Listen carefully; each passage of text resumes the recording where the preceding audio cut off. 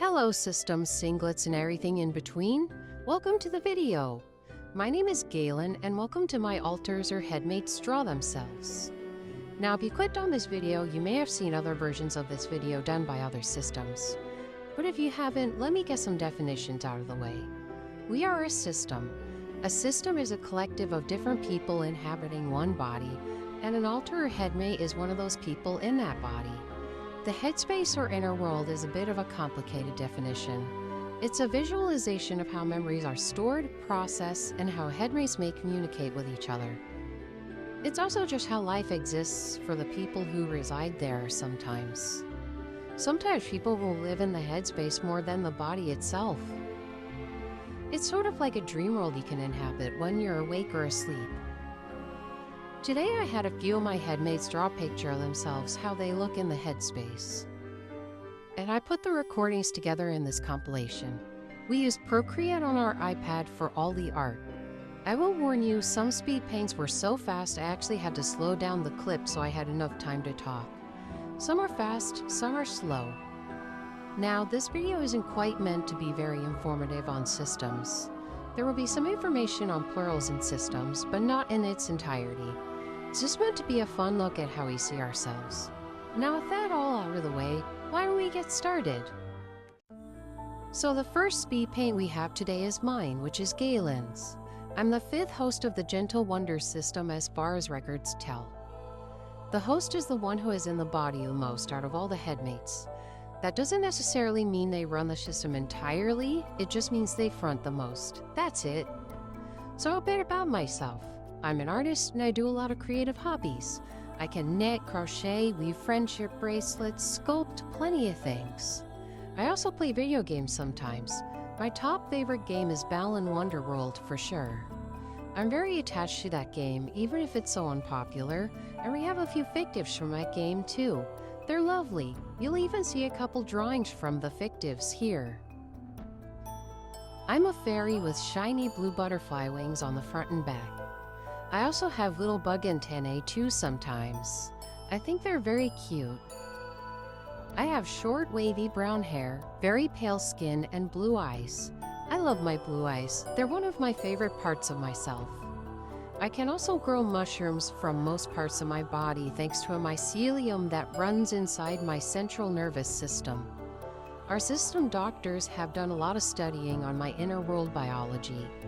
Fun fact, if you pluck a mushroom from my body, they rot faster than normal mushrooms. They usually are completely rotten by the time the next day arrives.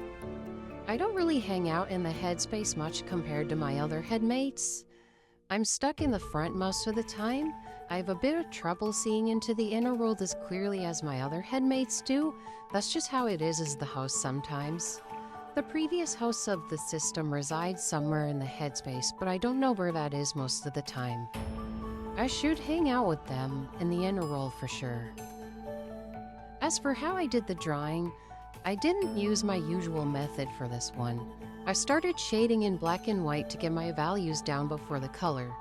I wasn't very used to it and had a lot of trouble adding color, and I'm not sure if I'll use this method again anytime soon. I very much have an easier time shading in color like I usually do. One of the ways my drawing differs from my headmates is I use a very thin brush for sketchy line art. I like to have blended shading, and I tend to shade my drawings the most compared to the others. This drawing took hours over a series of a couple weeks.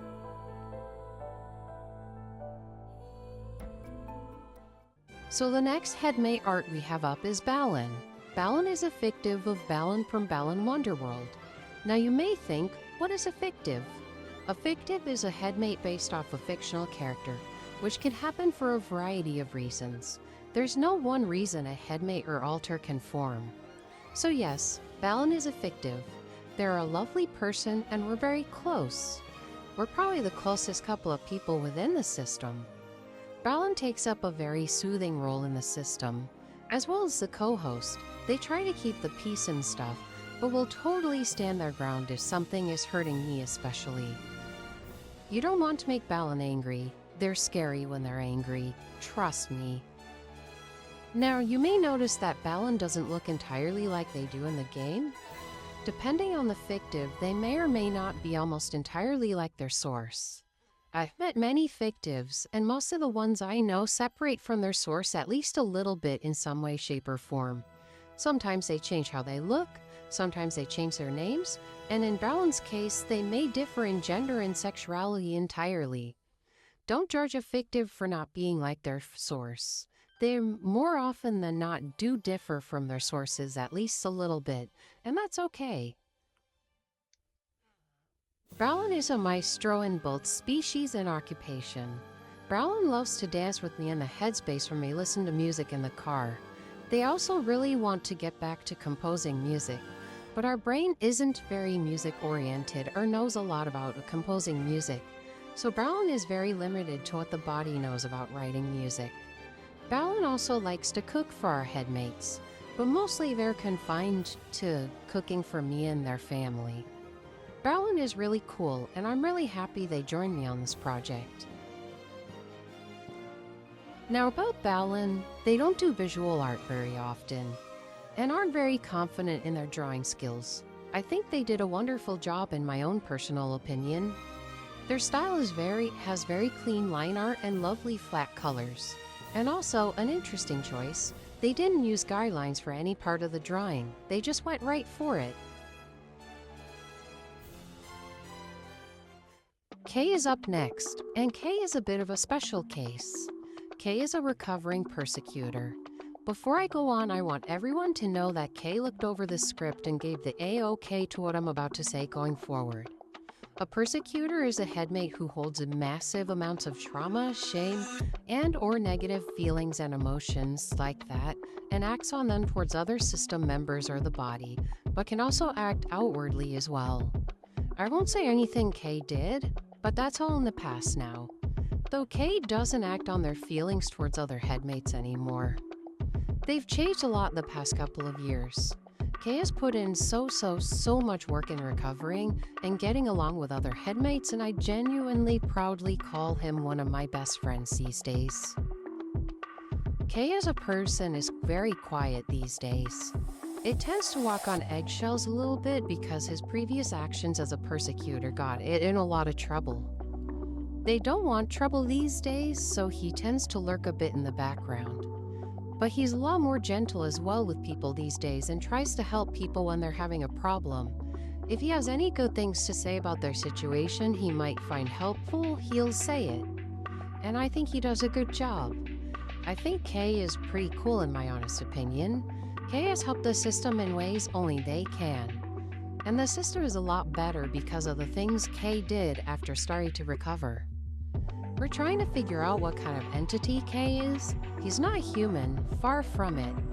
We've tried to figure out what he is, but all we know is he's demon adjacent. That's all we know so far.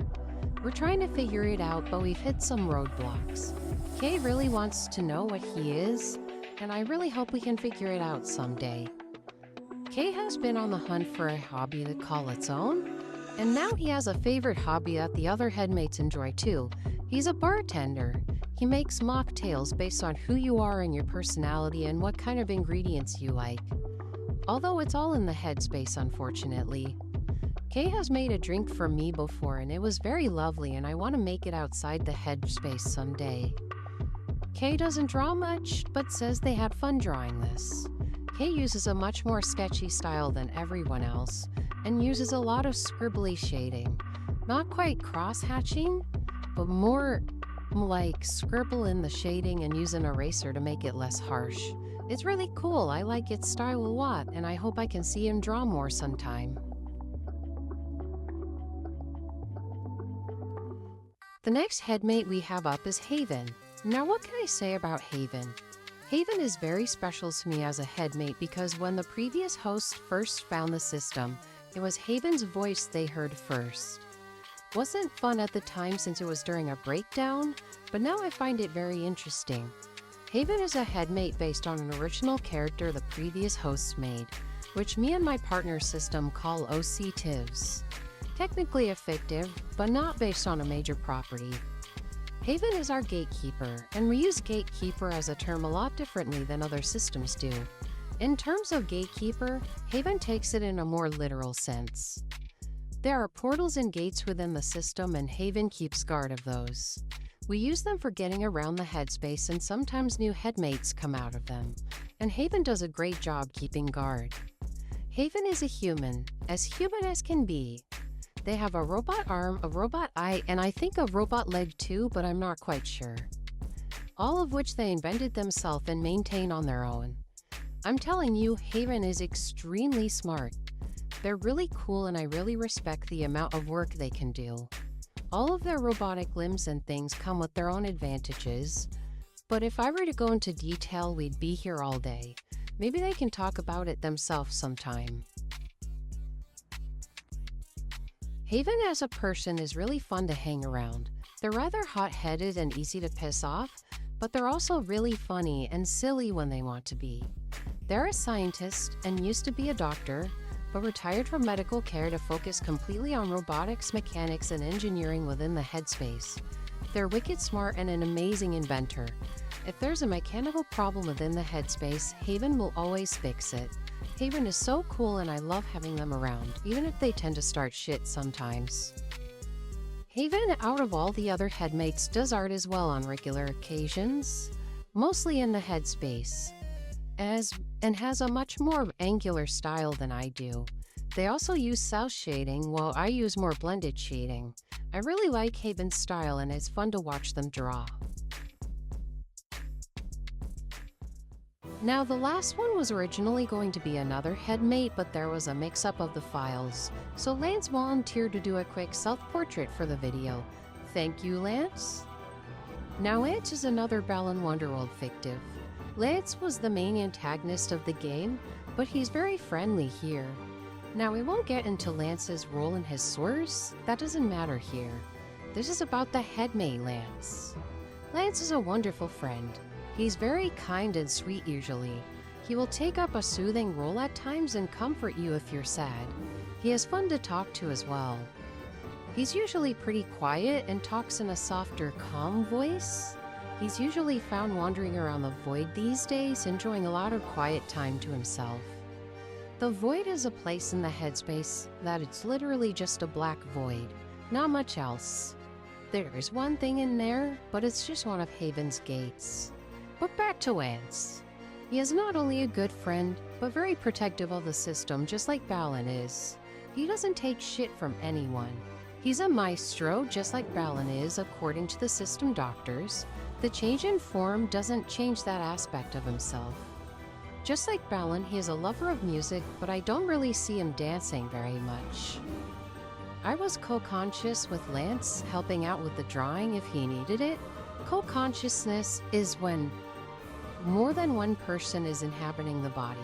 Usually one person is in the driver's seat and someone is in the passenger seat or in the background. It was really fun watching Lance draw this because his style was really fun to watch develop. Lance started out with a sketch, unlike Balan, but instead of refining the sketch, just went straight to line art. It did start as a refined sketch, but Lance just decided to go all in and draw the line art on top of the base sketch.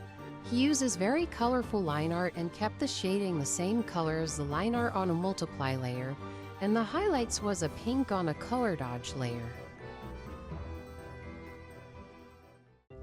And that's it. There's a few drawings by some of my fellow system members. I really love how all the drawings came out, and this was really fun to put together. If you want to see more of these, please let us know. We would be happy to make more of these. I really recommend doing projects like this with your headmates. It really is a blast. I hope you enjoyed this as much as we enjoyed putting it together. Thank you for watching, and I hope you have a lovely morning, evening, or night. See you next time.